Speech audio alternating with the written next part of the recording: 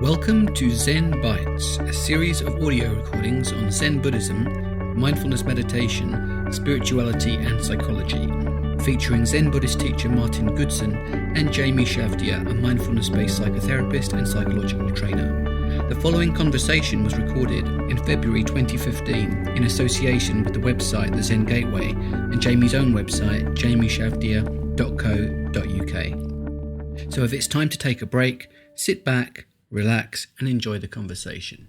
Hello and welcome back to Zen Bites 9. Today's subject is going to be the mindfulness of eating and drinking. And one of the reasons that we have chosen this topic is that anyone who has read the works of Jon Kabat-Zinn or has been on one of the mindfulness-based stress reduction courses will know that one of the early exercises in mindfulness that is given is the eating of a raisin, which Jamie informs me some people sometimes think that it's restricted to eating raisins and eating bags of raisins is a central practice in mindfulness. Actually, this has to do with the fact that eating and drinking forms a very central part of our lives and is a good place to start with mindfulness. And in fact, Jamie, you do actually have a section in your own mindfulness course on eating and drinking. Yeah, certainly. Around session 3 of the 8-week program, we utilise an eating meditation. As you say, it is quite bewildering when people seem to link meditation or mindfulness exercises just with raisins, and unfortunately this eating of the 3 raisins that seems to crop up a lot in MBSR or MBCT has become a bit kind of cliched. Well, it's good to know that mindfulness-based stress reduction has its orthodoxy. Absolutely, and clearly it should be that we apply the mindful practice to all forms of eating, of which the raisins, or in my case the biscuit, feeds into all levels of eating, and forms part of the mindfulness in daily life practice, which is of course something we've discussed on an earlier podcast. When we do this, I also take the opportunity to look at the idea of the 2 truths, relative and absolute truth, which it starts at the beginning of the exercise, and then we feed into the more sensory mindfulness practice of eating the biscuit. Perhaps just to explain a little bit that subject of the 2 truths. What are these 2 truths? Okay. And how do you use them? Yes. Well, clearly for both of us coming from a Zen Buddhist background, the idea of the 2 truths being relative truth and absolute truth, and this can be applied to everything, both inner and outer. So maybe the physical world that we see around us, the table, the chair, the computer, and so on. But it can also be applied to the inner world as well. So the arising of a thought, we look at what is thought, and the arising of an emotion, which then ties into impermanence and so on. So if we were to take, in this case, the biscuit, we would look at the idea that, well, first of all, what is this thing that we're holding in front of us? And usually the answer is a cookie or a biscuit, or in some cases a custard cream. Now, the first thing that people usually say then is, well, of course it is. And yes, that's true on a relative basis. So from a relative truth perspective, yes, there is such a thing as a biscuit or a cookie that we're holding. But when you start to take a slightly more holistic or reductionist approach to that object, very quickly we start to realise that it's not necessarily simple as that. So when you look at a biscuit, then what actually is it that you're holding? So then the answers start to come back. Well, perhaps it's ingredients. So yes, it is. What is that? Maybe it's sugar or flour and all the ingredients that go with that. And as you go down that chain of thought, you start to realise that very quickly you're back to nature again. So you need sunlight and water to grow the sugar cane, which then goes into the biscuit, and so forth for the other ingredients. And very quickly you start to realise that there is so much interdependence and energy spent that brought that cookie into existence. And it's only a cookie as a concept here and now in this moment. So I utilise the eating meditation to as an opportunity really to kind of get under people's skin, hypothetically speaking, Yes. to kind of get them to realise that that at least in this scenario, the cookie is not just a cookie; it's so much more than that. And then, of course, we can then globalise out from there. So, is a lamppost really a lamppost, and so forth. I was just thinking, because the other thing about from a strictly mindfulness or sensory point of view is that our experience of things is actually made up of a number of sensory inputs. Yeah. When we eat something, it has a texture, it has a smell, it has a taste, it can have a sound too, and of course it looks like something. It has a form and a colour of some sort as well. And these two are ingredients that go together to make our experience of of mindfulness of whatever it is. Because you use this as an introduction to an actual experience of something. Yeah, definitely. I mean, so so far we've looked at kind of the relative truth, but as you go deeper down and you look at the absolute truth of things, you could, from another perspective, there's no cookie at all. Yes, it's empty. It's empty of cookiness. Cookiehood. Cookiehood. Yes. And then that's a great analogy then to start looking at the reductionist view of the idea of a rigid self or an I. Mm. And of course, relatively speaking, there is a person called Jamie or Martin that arises in the moment. And on one level, it's very real. Mm. But on another level, it's not there at all. Mm. And at one time, it never existed, and very soon it won't exist at all as well. Mm. So, a key question I will often ask is, was this a cookie 2 months ago? And given that, on my course, we only use the very freshest biscuit, the answer is obviously that it wasn't. Yeah, it wasn't in existence. Else. It was something else. And then the question of, well, is it going to be a biscuit in 5 minutes' time? Mm. And of course, at that point, no, it's not. So it does help to see point towards impermanence as well. And it's a kind of there's a bit of a joke going on there as well. Yeah. But at the same time, it's pointing to something very serious. And why do we take the world and our perception of reality so seriously when you start to look at it from this sort of dual perspective? So how do you use that? I mean, obviously, it's partly a thought experiment. Mm. It's also partly an experiential thing, because obviously you get your the people to eat the biscuit, and you eat your biscuit as well. Mm. So then, what's the purpose of that? How do you transfer that to the more perhaps the more imminent problems that people might be having? Yeah, well, the two truths is, as you say, a thought experiment really, and it's there to kind of colour people's, or to help people colour their perceptions of the world slightly differently, and it does involve thinking. But from a very purist kind of mindfulness perspective, of living sort of slightly more into the sensory processes, then of course we will do the obvious meditation, which will be looking at and examining the biscuit in a very visual way, and really giving yourself to the seeing process, and which incidentally follows on from the walking meditation of session 2, where we really get people to focus on what they're seeing, and then practicing switching their awareness from hearing and feeling and so on.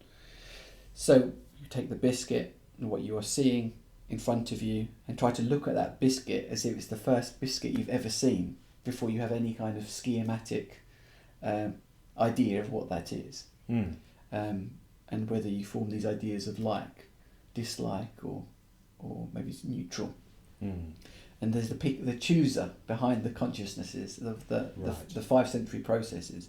So we will smell the biscuit, close the eyes, feel the biscuit, and realise that we're taking in that item from an amalgamation of different sensory inputs. And then of course, the moment where everyone's been waiting for comes to the point where you eat the biscuit, you close the eyes and taste it.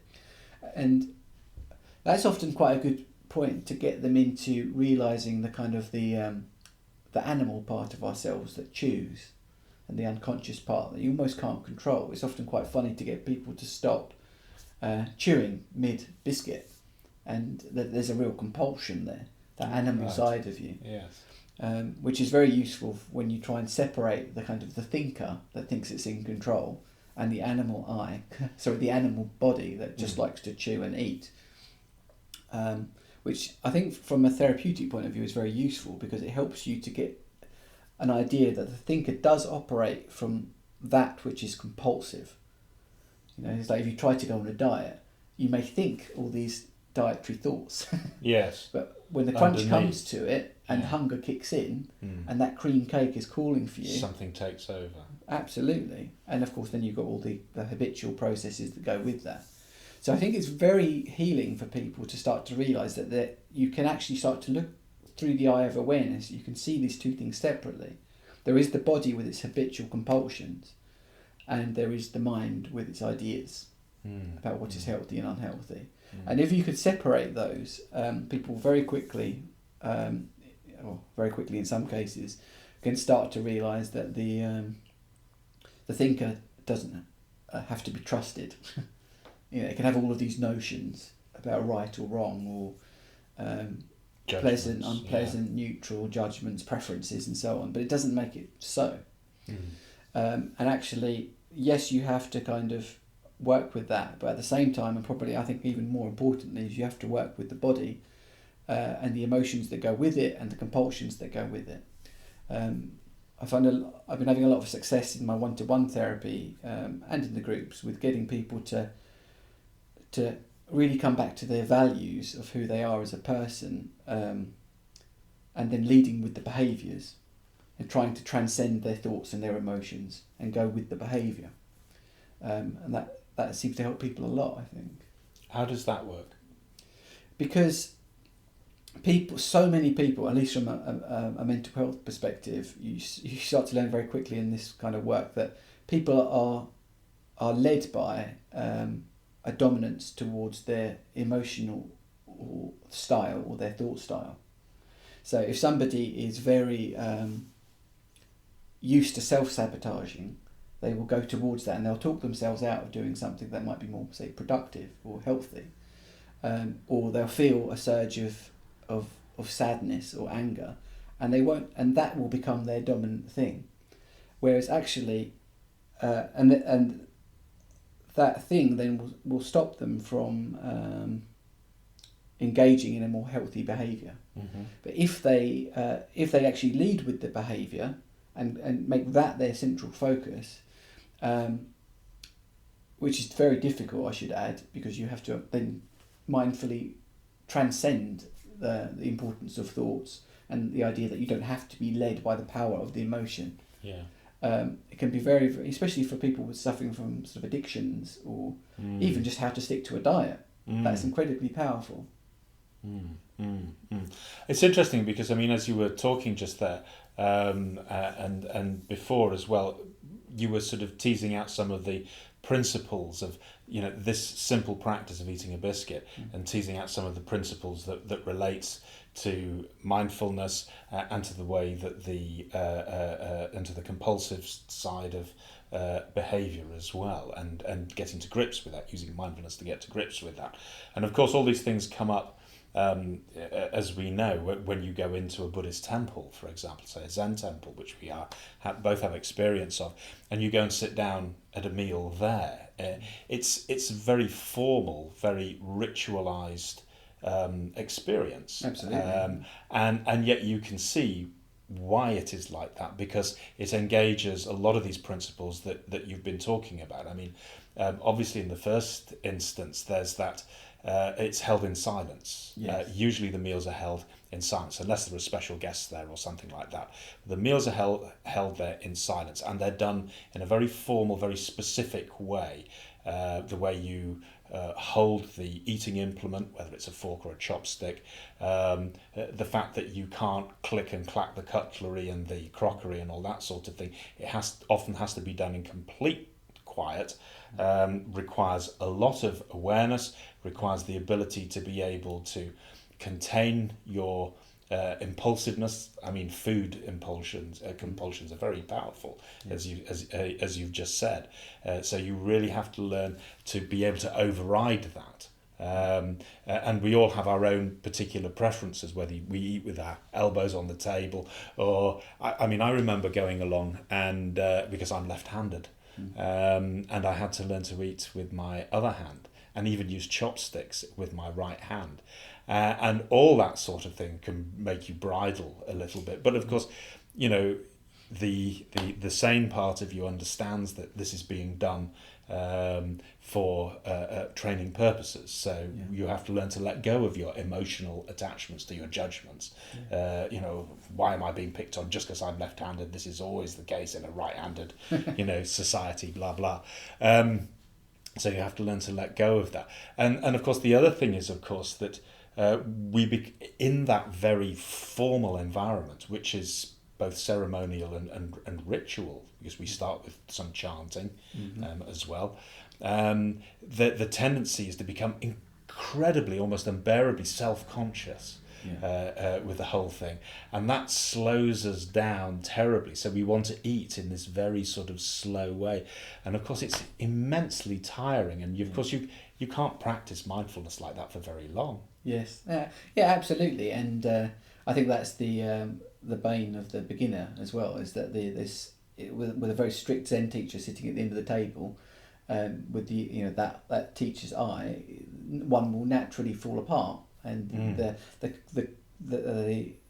things that you would never do at home suddenly start to happen. So you drop the cutlery, or you'll spill the tea on the table, and it's very much like almost if you where the conscious mind becomes too important, or it's taking too much energy. That you go and try and put your PIN number into a cash machine. You think about it too much, you forget it. Yes. And you're not following with the kind of the flow of it. Yeah, like actors' stage fright, that sort of thing.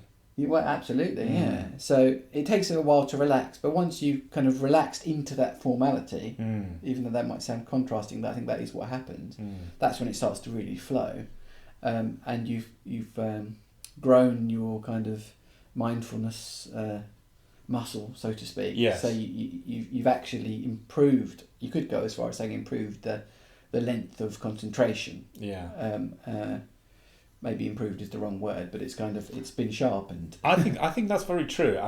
Actually, because mindfulness is a skill, and it does require training. And I think this is one of the interesting things. Certainly, when people come in, well, I can say when people start in mindfulness meditation practice, there's this, but actually this continues for a long time. There's a very deep-seated or deep-rooted belief, self-belief. That all I have to do is to exert my will, and I can be mindful. I can exert my will, and I can pay attention. But anybody who's been in a very formal situation will know that it can be impossible to stop feeling self-conscious. In that sort of thing, because of course what comes up in that scenario is that I want to get it right. And that's like the predominant thought complex, and the predominant feeling complex is there as well. And so the fear of not getting it right makes me that self-conscious. Now, I can even realise that whilst in the meal, whilst that's happening.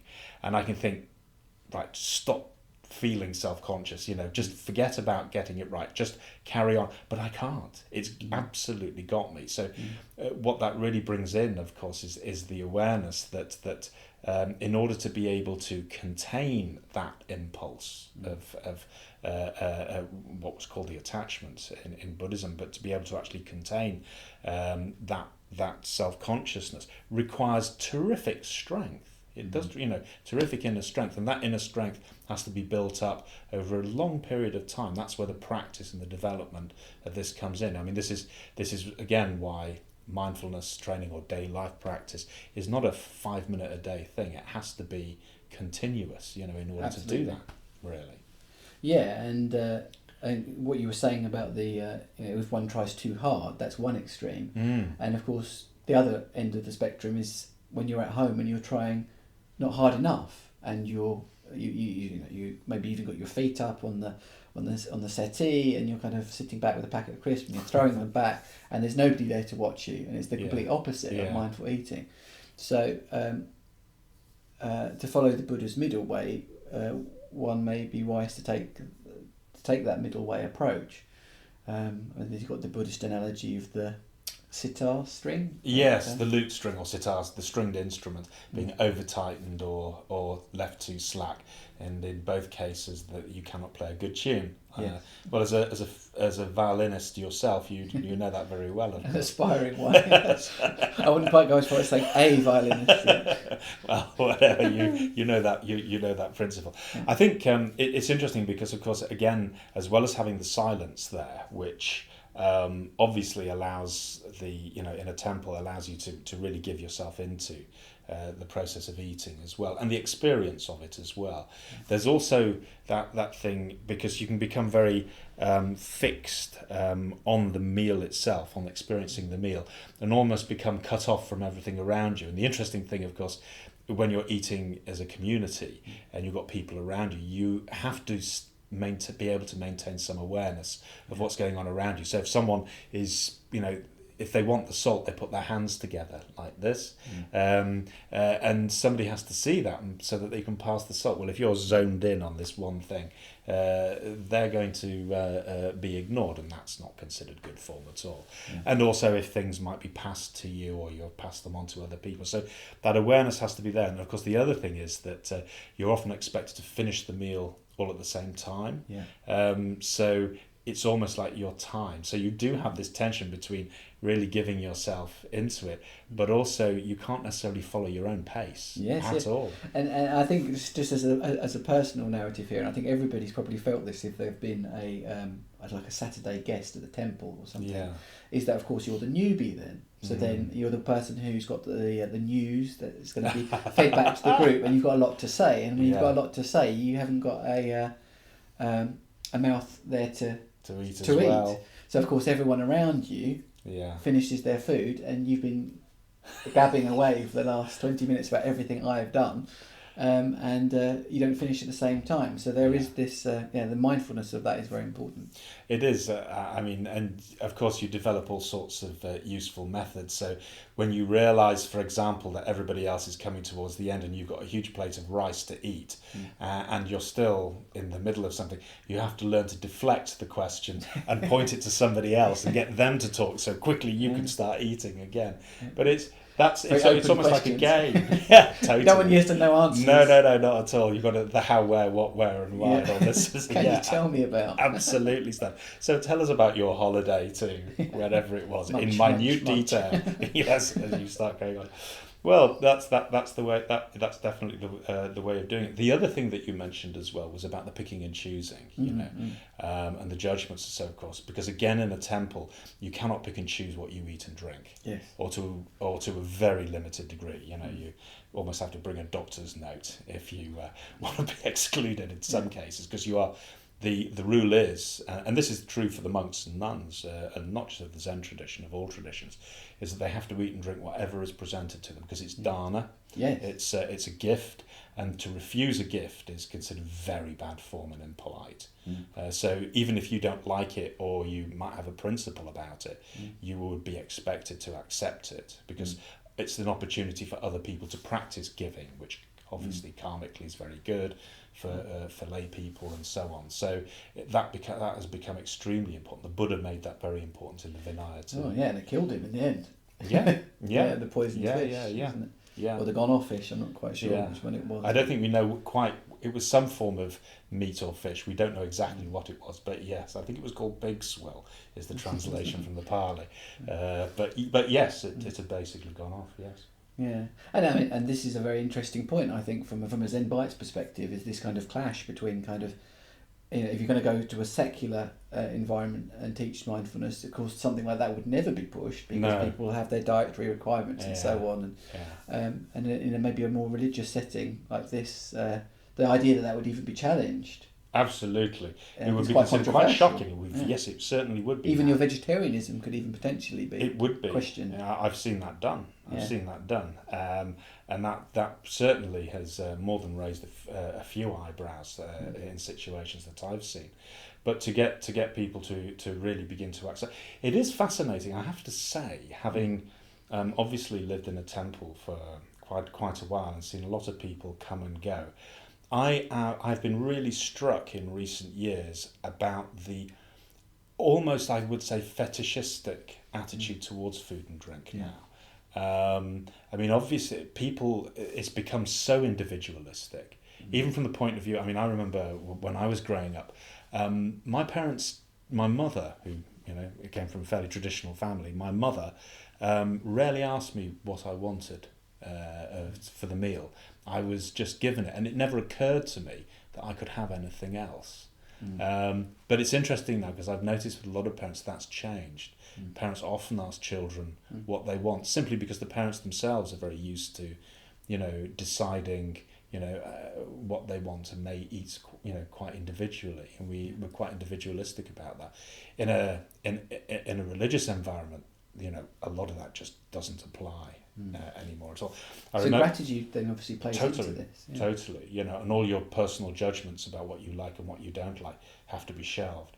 I do remember once when we were at the Catholic priory, little priory, and the nuns came up and said, who were obviously used to running a retreat centre with lots of different people, and they said, are there any specific dietary requirements for your group? I remember Miakioni just replying, yes, they eat what they're given. She didn't even bother asking anybody, know. I mean, again, those were in the days when you could do that. Now it's a lot more difficult. Yes.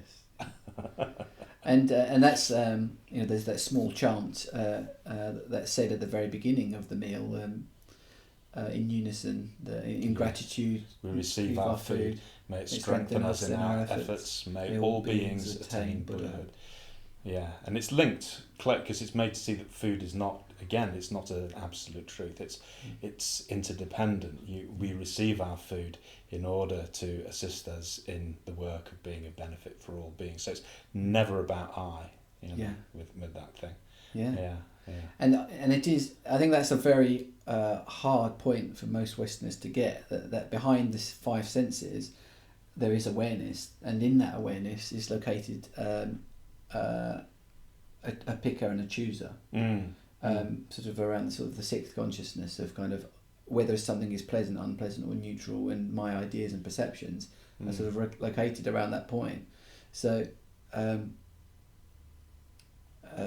to have that kind of idea of transcending that and how that can be helpful, I think, is a real threat to some people, because it's we're told constantly that you can have confidence and self-autonomy to choose a diet that's right for you. You know? And this idea that kind of actually maybe the bigger problem is actually the obsessive nature of. Well, this is what it always comes down to. I mean, in Buddhism, it always comes down to attachment. I mean, what the psychologists would call, obsessive compulsive. In Buddhism, is referred to as the attachment to something, either for or against it. And it's absolutely fine. These and perhaps just to say that we're not saying that in Buddhism, picking food off a menu is in itself a bad thing. Of course it's not. It's all circumstantial. But it's when we get locked into that, when I must have this, and I can't do with that. And of course that must and I can't appears everywhere in life, not just in the food preferences. Absolutely. One of the master's degrees I've done is in rational emotive behaviour therapy, and right at the core of that is the demand versus the preference. And that is, and before there is a demand like should, have to, must, ought, there is often an I. I must have, or you should respect me. There's a connection with the self, and there is often a demand as opposed to a preferential flexible thought, like I would really like it if you respected me, but I accept the fact that you might not. In this world, not everybody is always going to respect me, and that's part of the painful truths of living, I guess. Yeah, absolutely.